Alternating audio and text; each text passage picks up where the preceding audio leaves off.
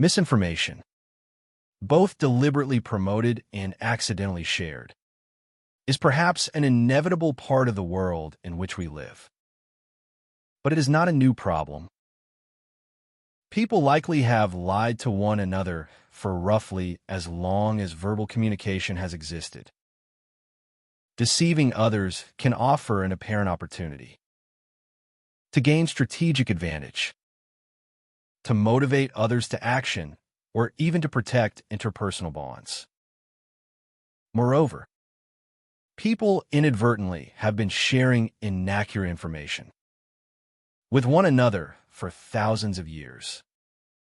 However, we currently live in an era in which technology enables information to reach large audiences distributed across the globe, and thus the potential for immediate and widespread effects from misinformation now looms larger than in the past. Yet the means to correct misinformation might, over time, be found in those same patterns of mass communication, of the facilitated spread of information. The main worry regarding misinformation is its potential to unduly influence attitudes and behavior, leading people to think and act differently than they would if they were correctly informed, as suggested by the research teams of Stefan Lewandowski of the University of Bristol, Elizabeth Marsh of Duke University, among others. In other words, we worry that misinformation might lead people to hold misperceptions or false beliefs, and that these misperceptions, especially when they occur among large groups of people, may have detrimental downstream consequences for health, social harmony, and the political climate. At least 3 observations related to misinformation in the contemporary mass media environment warrant the attention of researchers, policymakers, and really everyone who watches television, listens to the radio, or reads information online. First of all, people who encounter misinformation tend to believe it, at least initially. Secondly, electronic and print media often do not block many types of misinformation before it appears in content available to large audiences. Thirdly, countering misinformation once it has enjoyed wide exposure can be a resource-intensive effort. Knowing what happens when people initially encounter misinformation holds tremendous importance for estimating the potential for subsequent problems. Although it is fairly routine for individuals to come across information that is false, the question of exactly how and when we mentally label information as true or false has garnered philosophical debate. The dilemma is neatly summarized. A contrast between how the 17th century philosophers René Descartes and Baruch Spinoza described human information engagement, with conflicting predictions that only recently have been empirically tested in robust ways. Descartes argued that a person only accepts or rejects information after considering its truth or falsehood. Spinoza argued that people accept all encountered information or misinformation by default, and then subsequently verify or reject it through a separate cognitive process. In recent decades, empirical evidence from the research teams of Eric ASP of the University of Chicago and Daniel Gilbert at Harvard University among others, has supported Spinoza's account.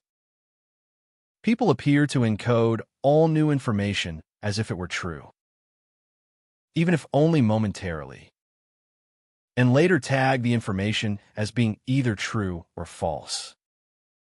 A pattern that seems consistent with the observation that mental resources for skepticism physically reside in a different part of the brain than the resources used in perceiving and encoding.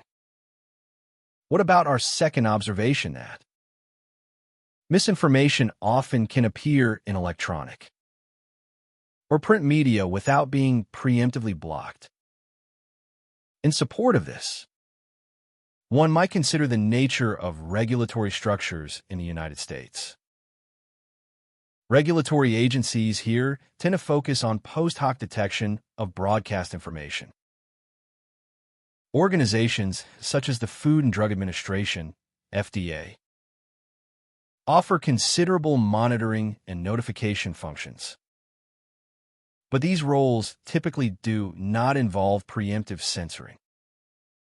The FDA oversees direct-to-consumer prescription drug advertising, for example, and has developed mechanisms such as the Bad Ad program, through which people can report advertising in apparent violation of FDA guidelines on drug risks.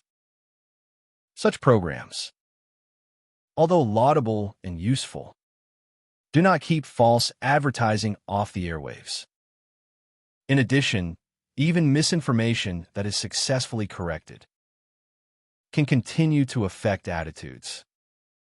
This leads us to our third observation: a campaign to correct misinformation, even if rhetorically compelling, requires resources and planning.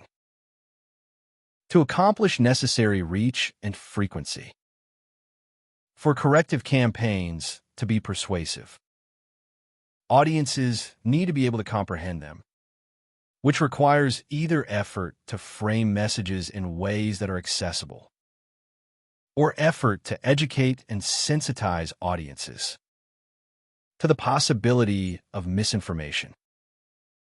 That some audiences might be unaware of the potential for misinformation also suggests the utility of media literacy efforts as early as elementary school, even with journalists and scholars pointing to the phenomenon of fake news.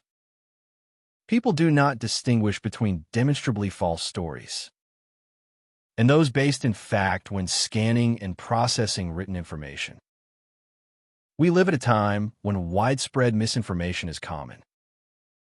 Yet, at this time, many people are passionately developing potential solutions and remedies. The journey forward undoubtedly will be a long and arduous one.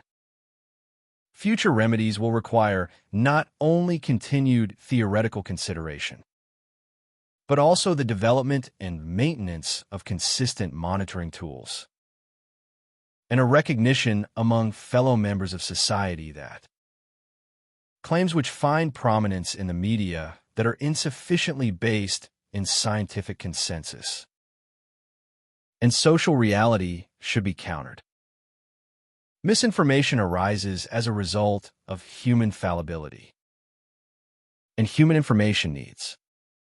To overcome the worst effects of the phenomenon, we will need coordinated efforts over time, rather than any singular one-time panacea we could hope to offer.